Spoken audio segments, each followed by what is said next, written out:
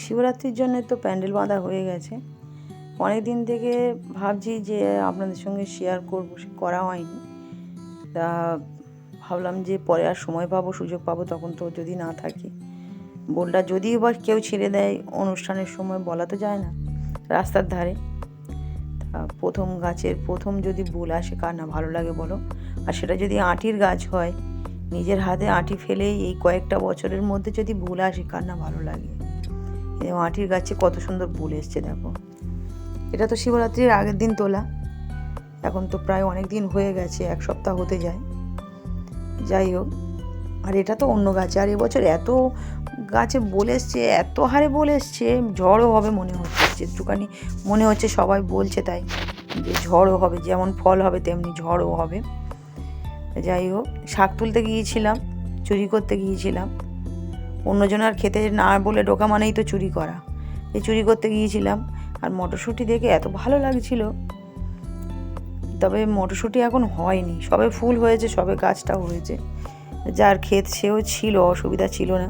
তা কয়েকটা পাতাও তুলে নিলাম, শাক পাতা, ওই 5 রকম হোক 10 রকম হোক, ভাজা হবে বলে।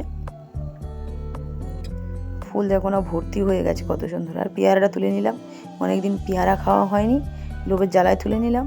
চেয়েছিলাম, বলে তুমি দাঁত বসাতে পারবে না, তা দেখি বসাতে পারি কি না, এটা তুলে নিই। আর মূলো গাছে কত সুন্দর মূলোর ফুল হয়েছে দেখো, এখান থেকেই দানা হবে।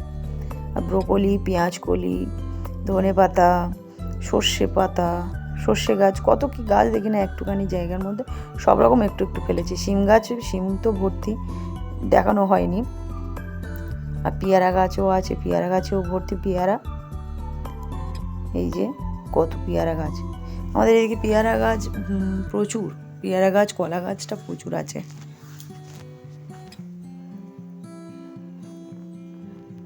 সব রকম শাক একটু একটু একটু একটু করে তুলে নিয়েছি। তবে পুঁই শাক পাতা দিই না, পুঁই শাক পাতাটা দেওয়া হয় না পুজোতে। লাউ, কুমড়ো এগুলো সব দেওয়া হয়। আর এই যে হলুদ হলুদ ফুলগুলো, কী ফুল তা কি জানি, এটা বেতো শাকের ফুল। এই বেতো গাছে পুরো ভর্তি ফুল হয়েছে, এ দানা হবে, এই দানা থেকে এমনিই দানা পড়ে আবার গাছ হবে পরের বছর।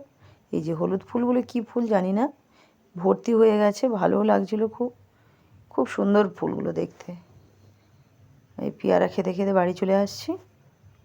ভালো লাগলে লাইক এবং শেয়ার করবে, অবশ্যই কমেন্ট করে জানাবে। নমস্কার বন্ধুরা, ভালো থাকবেন।